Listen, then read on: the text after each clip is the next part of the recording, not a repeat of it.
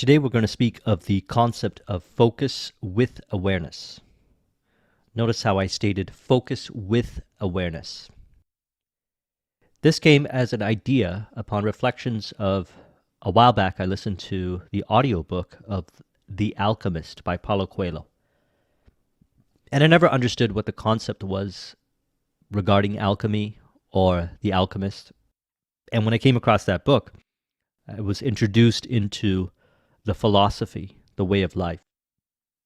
Now, what ended up happening was I went into research to go into the foundations of the concept of mental alchemy, which is rearranging the mind and having the mind reflect to rearrange reality. In other words, bringing forth a vision. So when you say rearrange the mind, we've been talking about it from the perspective of concept of self and embodiment of the concept of self, and then the reflection of it, which is the success. The concept of alchemy is the medieval forerunner of chemistry, based on the supposed transformation of matter. It was concerned particularly with attempts to convert base metals into gold or to find a universal elixir. Now, the powerful thing about this concept of alchemy, what would seem as a repetitive task and a high level of self-discipline and focus, to be able to sit there with one thing and test and integrate and go into different bodies of work and figure out how you can adapt and adopt the different principles and the elements of matter to produce a result, would have a very powerful side effect. A person would become more aware of who they are. They would become more conscious. As I like to say, they would raise their awareness. Their awareness would go up.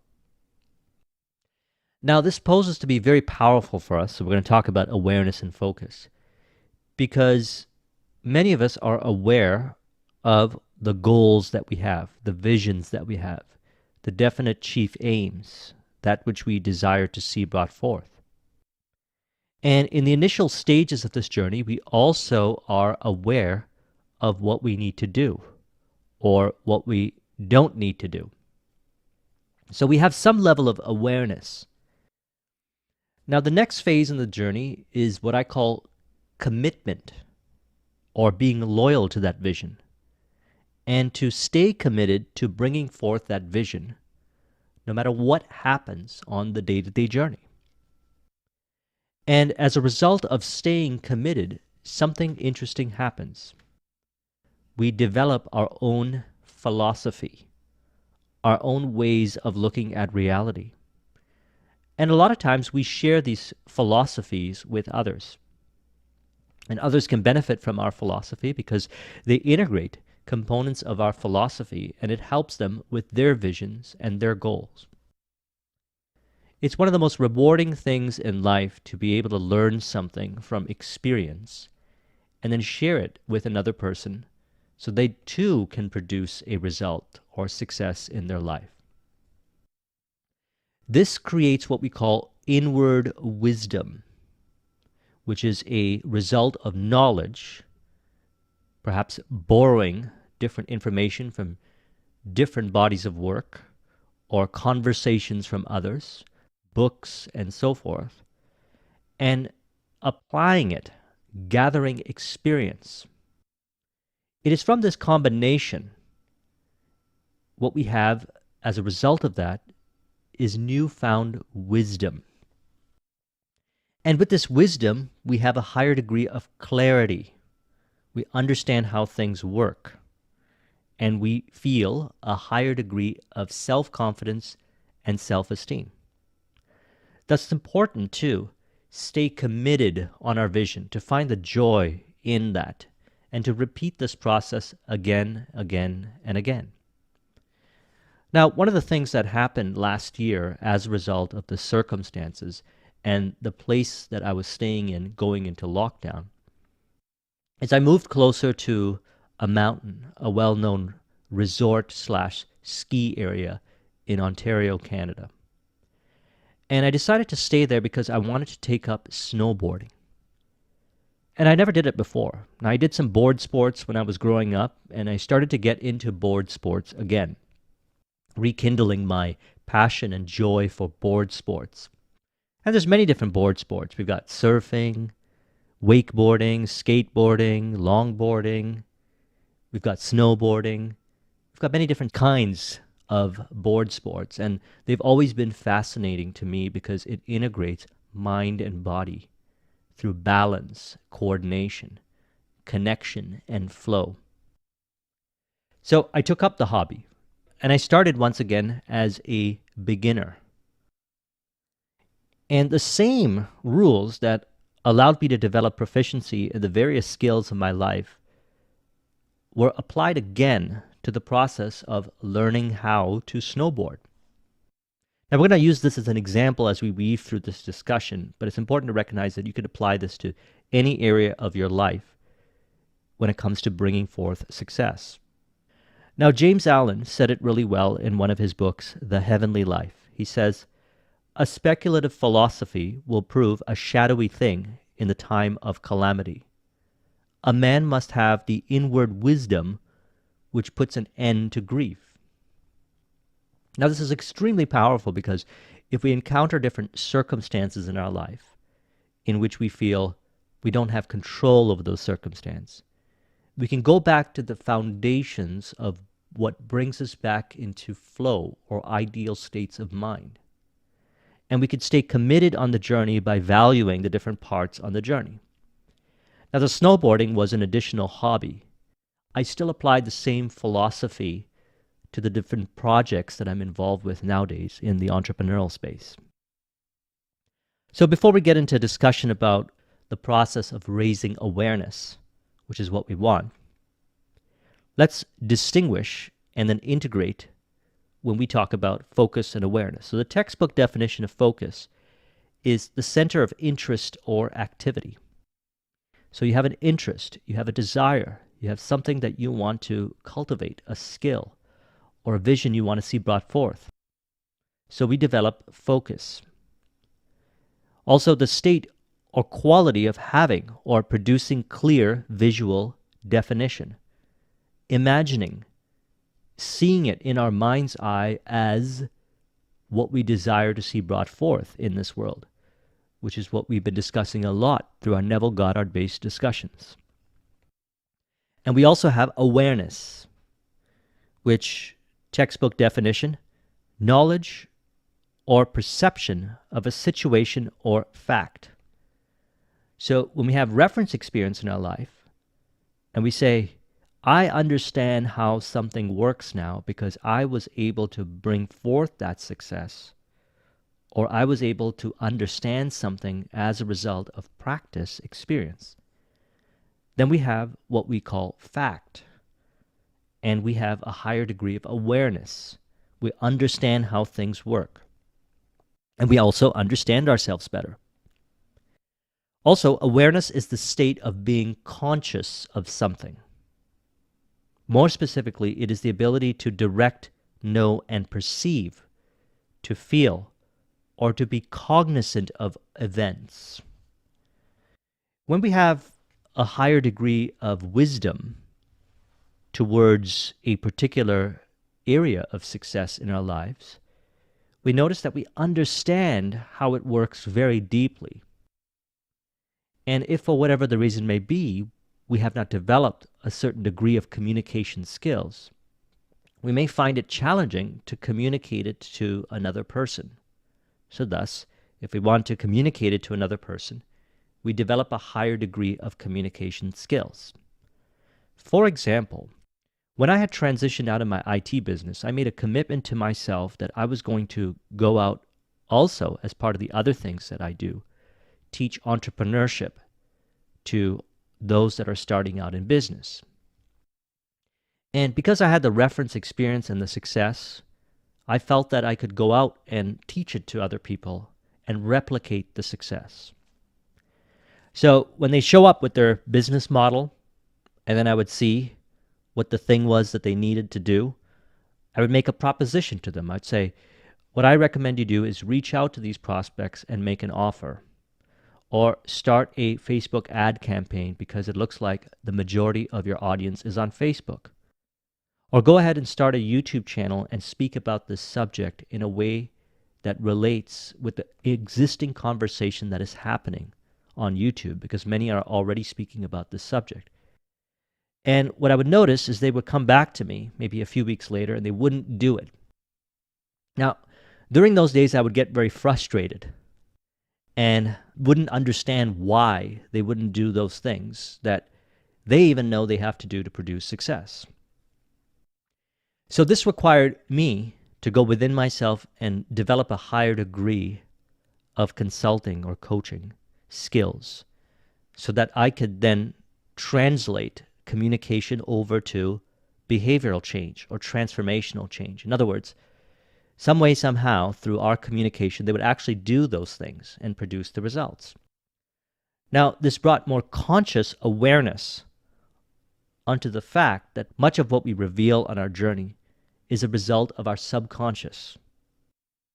And after going into the studies and deep integration of the subconscious concepts, I then realized that people were starting to get results because they were changing. So rather than focusing on the tactical stuff of what they should do, they already knew they had to do those things a lot of the times. I started to focus more on the subconscious self-image aspects of who they believe themselves to be. Now, this happened as a result of raising awareness. So the concept of focus and awareness is to pick a goal. I want X result, or I want to see a person on my team produce a result, or I want to help a client produce a result. And through the process of cause and effect reflection, cause within our consciousness and the effect experience with the other person, we have the ability to understand by not getting frustrated, but saying, what can I do about this? There must be a way.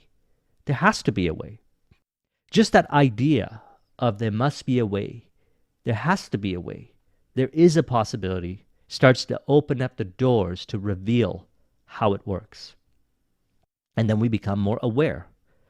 So another way of looking at it is awareness is the state of being conscious of something. More specifically, it is the ability to direct, know, and perceive, to feel, or to be cognizant of events. Concern and well-informed interest in a particular situation or development. So these are the things that we want to develop: focus and awareness. Now, focus is essentially saying, I have a goal, I have a vision, I have a definite chief aim. Specificity. And awareness is saying all that shows up within the scope of what I am experiencing is in harmony and in contribution to the vision. It is that level of presence that allowed the alchemists to be able to bring forth a lot of contributions to chemistry, sciences, as well as philosophy, and which is one of the main reasons why I'm very fascinated on the concept of mental alchemy, which again is rearranging the mind to reflect as rearrangement and reality. Now, we go through generally these 4 stages when it comes to raising awareness on a particular subject, a certain skill, and so forth. Now, I'm going to tie this back to my experience of learning snowboarding. And the beginning phase usually is what we call unconscious incompetence. The individual does not understand or know how to do something and does not necessarily recognize the deficit. They may even deny the usefulness of the skill. The individual must recognize their own incompetence and the value of the new skill before moving on to the next stage. The length of time an individual spends in this stage depends on the strength of the stimulus to learn. So, we can apply this to a skill, or we can apply this to staying committed towards a vision. A lot of times in the beginning, we don't know how it's going to happen. And there's nothing wrong with that because that's usually the starting phase. So in my snowboarding example, I was observing 8-year-olds and 12-year-olds flying off the ramps and whatever else, and I'm looking at that, and they're flying down the hills, and I'm thinking to myself, gosh, how am I going to be able to do that? That seems like an impossibility. Maybe I'll just get to a certain level of proficiency. And then I caught myself saying that, and I said, wait a second. I'm already creating certain limitations in my mind. What if I could just follow the process that I've been always following, which is practice, dedicate 2 hours every day on the skill, show up at the slopes at a certain time, practice the skill, practice for 2 hours, and then at the end of the night, I can watch a handful of YouTube videos. There's many great videos on YouTube, and I'll put some links in the description for those of you interested in snowboarding, that talk about the various things that you would do. But if I had consumed that information for 2 hours instead of practicing for 2 hours, I know something about myself. I would get too stuck in my head, and I would not take the actions required to produce the results. This is about ratios. And each person has different amounts of ratios. So I'm sharing with you the ratio that works for me, which is 80% practice, applying, doing, and upon reflection, at the end of the day, viewing some content, reading some books, and so forth, applicable to the skill, to reflect upon my experience and further evolve it via knowledge. And then I know the next day what I need to practice. When you try something, you'll see. For example, in snowboarding, you maybe do the first run and you see how much you don't know yet. So then we become conscious of our incompetence, which is the next stage. Though the individual does not understand or how to do something, they recognize the deficit as well as the value of a new skill in addressing the deficit. The making of mistakes can be integral to the learning process at this stage. So we recognize, we don't shame ourselves or blame anyone else. We recognize that we don't have the skill yet. And we become more conscious on the incompetence of the skill yet. And a lot of times we might associate the word incompetence with, I'm not good enough, I'll never be good enough, this other person's a lot better than me, I don't have the power, and so forth. Those are not helpful associations to the word incompetence in this context. We're speaking about it from a real understanding of the progression and the commitment. The next is conscious competence. The individual understands or knows how to do something. So once we recognize, so the snowboarding example would be, I go to the hill, I go on the same slope, and I practice a couple things, maybe carving side to side. And my goal is to just make it down the hill without falling, and to repeat that again and again and again for 2 hours, the same hill. No going off jumps or trying to do anything else, sticking with the same thing again and again and again. Now, in past situations in my life, I thought this was boring, repetitively doing the same thing, until I realized that I was finding a deeper ability to understand a lot of nuances in what I was doing and relating it to other areas of my life. For example, the very act of starting over again allowed me to generate ideas for my content. A lot of the conversations that we've been having over the last months have been a result of reflections. You can even go back to those discussions and see. On my putting 2 and 2 together from starting from scratch at a level of unconscious incompetence, moving into conscious incompetence, and then moving into conscious competence on particular moves or maneuvers. Now, the same is to be said about business building. Perhaps in the beginning, a person doesn't understand marketing, selling, operations, and leadership. And it can seem very overwhelming. I remember back in the days, it was 2004 or 5, and I was starting to dabble in entrepreneurship. And off an internet forum, I met this guy who was running a successful side part-time internet-based business. And when we would get on conversations on the phone, it felt like he was speaking a totally different language. he was at a totally different level of understanding, or specifically put, his awareness was so high on the level of elements and the different aspects of business building that at that time I was thinking to myself, gosh, how am I going to catch up to his level? Now, fast forward, I understand clearly what he was saying now. But that's because I've been on this journey since then, and actually full-time since 2009. But I've been on the journey long enough that I recognize the different elements that show up on the journey in entrepreneurship. And it's usually the same stuff over and over again, and you continuously get better at it.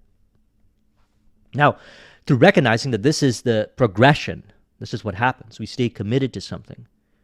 We actually find joy knowing that we're going to get to the destination in the moment. Everything that we're doing is in contribution. So looking at those 8-year-olds and 10-year-olds flying down the hill on the black diamonds, the higher level of hills, I'm thinking to myself, now it seems possible.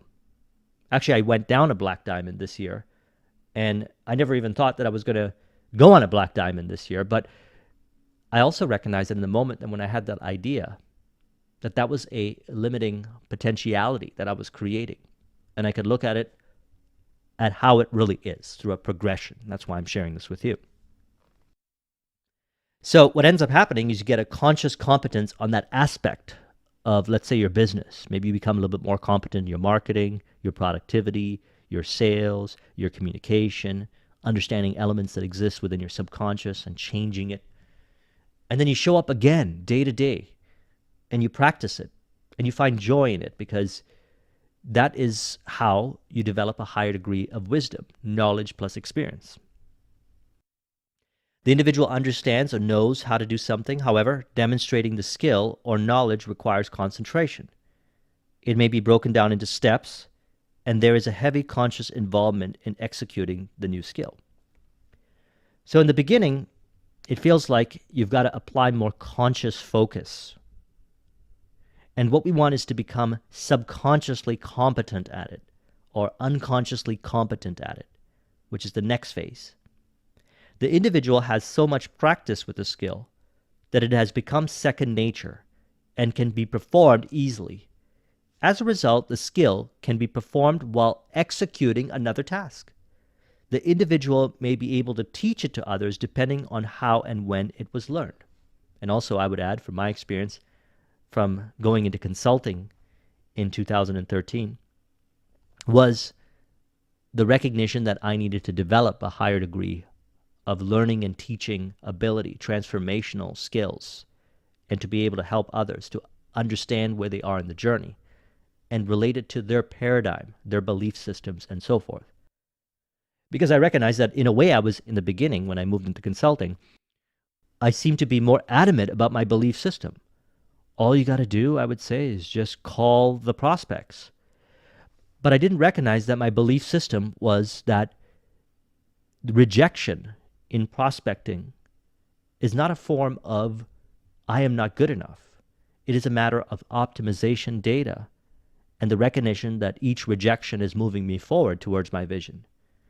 But they don't have that subconscious paradigm yet. So they were seeing it from the perspective of, I don't want to deal with rejection, because subconsciously they're thinking that each time they get rejected, that they're not good enough. And we've been talking about this in our videos. We are divine perfection. We are ideal already. We realize this more so each day. And this is the way we recognize it, by raising our awareness.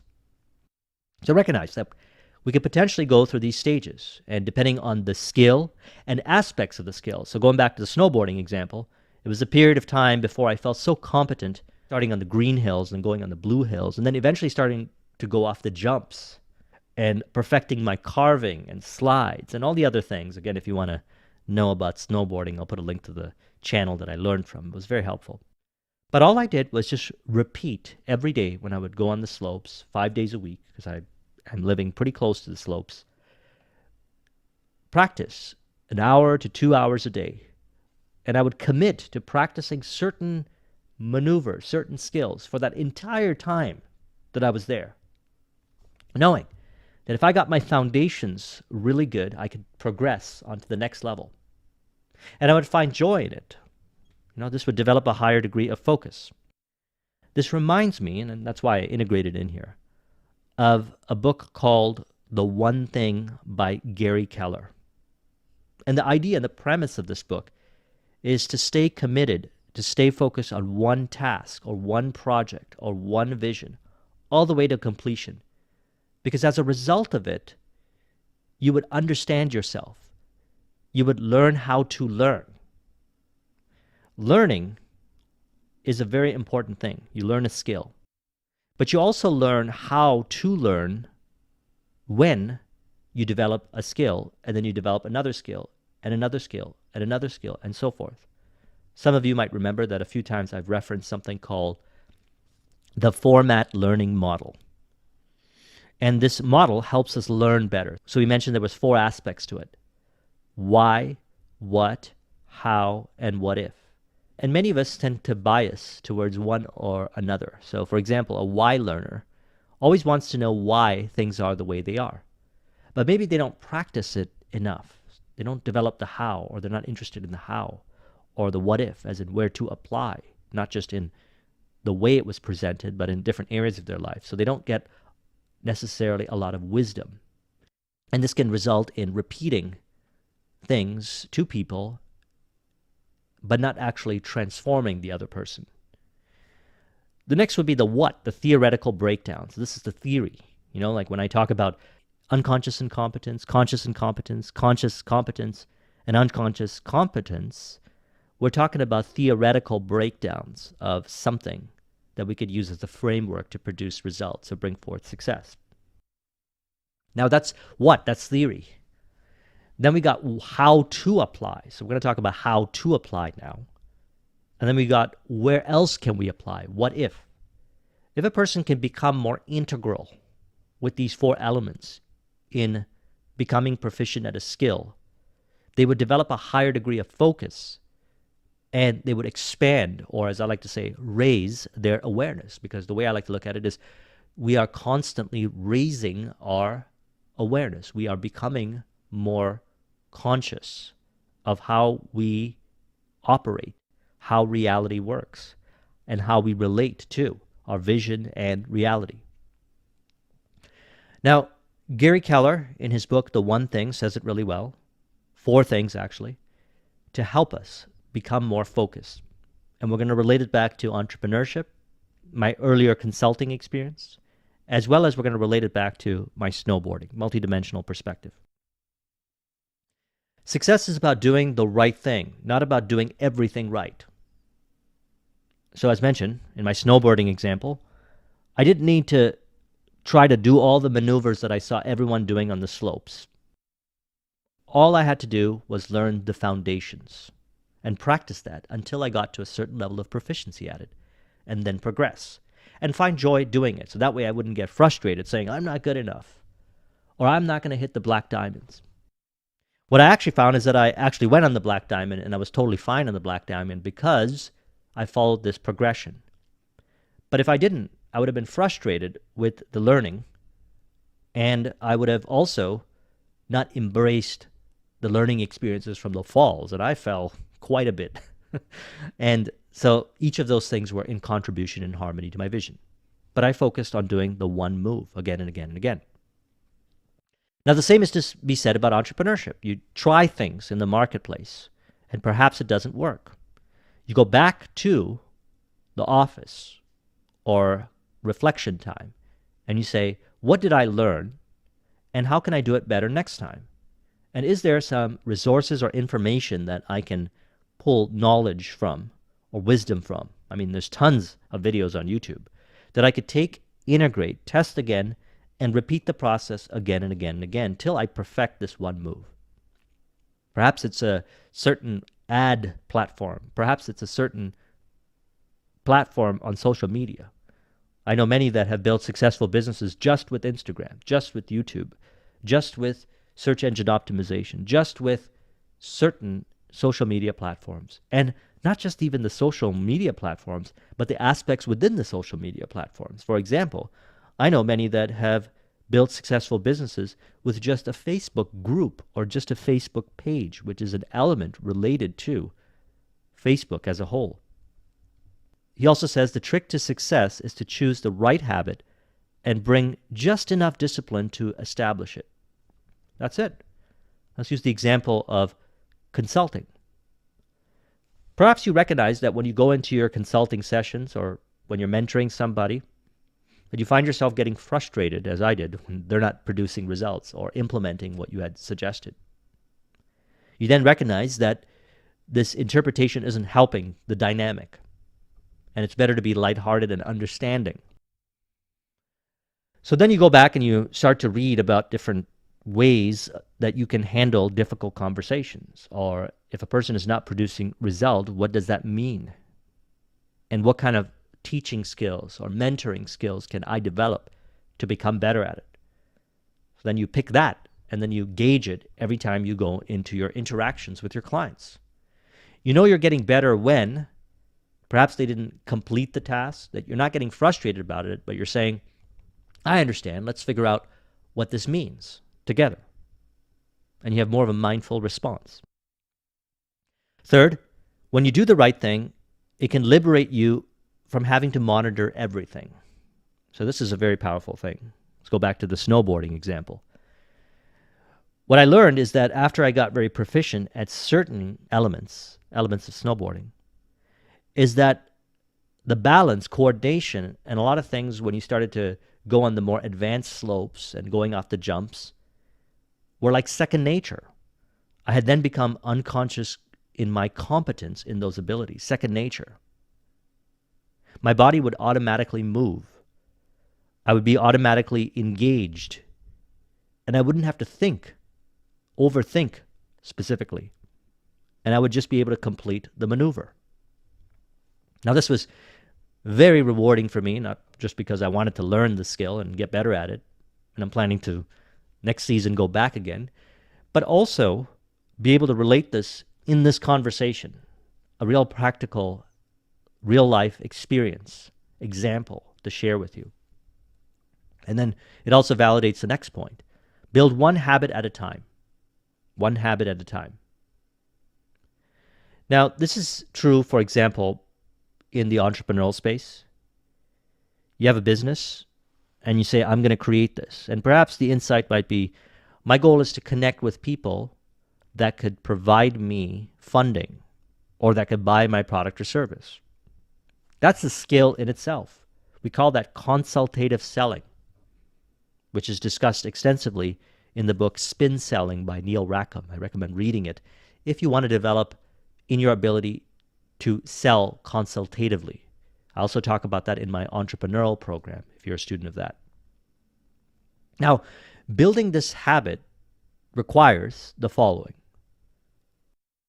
Practicing it, ideally every day, being involved in as many conversations, making offers, as well as reflecting at the end of the day or at some point during the week on how you could improve in it. And what I like to do, as mentioned, 80% practice. So that means 80% of the time is invested in conversations, communications, selling. And 20% of my time in developing the skill is watching the YouTube videos or reading the books or consulting with a mentor or hiring a consultant and so forth to help me optimize. It is through this process over the years that I developed many skills, and it's the process that I teach over and over again in not only these videos, but in any kind of engagement where I'm involving myself as a teacher, consultant, or instructor. Now, I'm also a big fan of imagination, and I want to relate back to, and rather than making this a very lengthy discussion on the topic of imagination, I want to relate back to a video discussion that I did on George Schubel's book, How to Make Our Mental Pictures Come True, which you're going to get a lot of benefit from if you integrate what was discussed in that video as complementary to this particular conversation here. So let's discuss this, and so we could lightly talk about how we could integrate imagination, because we've been talking a lot about practice here, and we can also benefit from working with imagination. So in my own reference experiences in those three areas, consulting, snowboarding, as well as entrepreneurship, I would imagine regularly, ideally at the end of the night, of how I ideally would have done the maneuvers in snowboarding, or ideally have had the conversations with the clients, or ideally have produced success in the business. And these kinds of imaginal activities at the end of the night were enormously powerful because they have the ability to impress the subconscious mind, so that what happens is the next day you're noticing that you interact with those elements differently. So that's how I work with imagination. I simply look at the different experiences that I had each day, and I change how I relate to them in my imagination by imagining them to have gone differently, as well as imagining how I could see myself moving to the next level of progression. I remember when I first imagined that I was going to go down the Black Diamond. It was actually when I was going up the chairlift. And interestingly enough, it was the end of the night, and they actually roped off the area for the blue and the green. And I was thinking to myself as I was going up, as I'm looking at the Black Diamond and its level of steepness, and I'm thinking, you know what? I think I could probably do that, but let me just scope it out and see how it is so I could figure out a nice pathway to go down. And what was interesting was when I got up to the top, they roped it off. So you could say my subconscious mind had brought forth that experience, so I had no choice but to go down the Black Diamond. And I did. I went down, and I went back up again and went down again and up again and went down again. And I remember visualizing in the chairlift going up, seeing myself going down, and it became a reality. He says we must be familiar by means of outward observation and experience with the things which relate themselves to our inner picture. If our thoughts of $5,000 is a vague one, we're using the example of bringing forth money, then before we try to see it clearly in the mind, we must go to the bank and ask the teller to show us 5 $1,000 bills or 50 100 bills, which we study carefully. And in this way, we get more light upon the money. We are able to see it mentally more clearly. So the premise of his process was essentially, if at the end of the night you have a hard time imagining how you want to see your life to be, to actually go and visit the places or experience those elements so that you would have reference experience and the feeling of that moment to be able to work with in your imagination. For example, he says here, so with the business enterprise, if it is an automobile business we have in mind, we visit an automobile factory and observe the method of building an automobile. So same is to be said if you want to have a car. Go and try out the different cars that you're fascinated by and actually get a feel for them.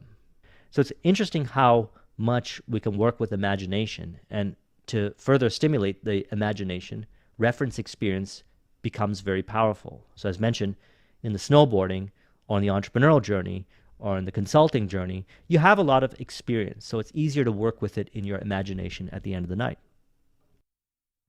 And even, as he says here, so with the home. We visit the homes of our friends. We become acquainted with the various kinds of architecture, the kind of bricks and timber, the arrangement of rooms, and every other detail which will help to throw light upon the thought of the home which we are contemplating now. So in grand summary, the way we level up our awareness, raise our awareness, is recognize that we could be in different stages of our journey about the element or the entire vision. Unconscious incompetence, conscious incompetence, conscious competence, and unconscious incompetence, which is usually what we all want with a skill or whatever ability we want to have, which is, you could look at it from a general perspective, bringing forth success. But these are different stages of the journey, and it's okay to be in either one of these stages of the journey. And if we value the different stages in the journey, we'll be more lighthearted with the day-to-day when it comes to bringing forth success. The other thing is the recognition of focus plus awareness. So imagination allows us to expand our awareness, working with our imagination. Our awareness is also expanded by seeing things all the way to completion, as discussed in The One Thing by Gary Keller. And through the combination of working with this together, we understand what James Allen says when he says, a speculative philosophy will prove a shadowy thing in the time of calamity. A man must have the inward wisdom which puts an end to grief. So we learn about ourselves, we learn how to learn, and we value having a goal and a vision plus the journey to the realization of the vision, because internally, through the process, like the alchemist who attempts to sit there and turn lead into gold or find the universal elixir, we find our ideal philosophy, and we remain consistent on that philosophy. We become unwavering and lighthearted about our belief system. And this belief system carries us through the journey of bringing forth success again, again, and again. If you want to copy this mind map, the link is in the description. Thank you very much for watching. I'll talk to you soon. Take care.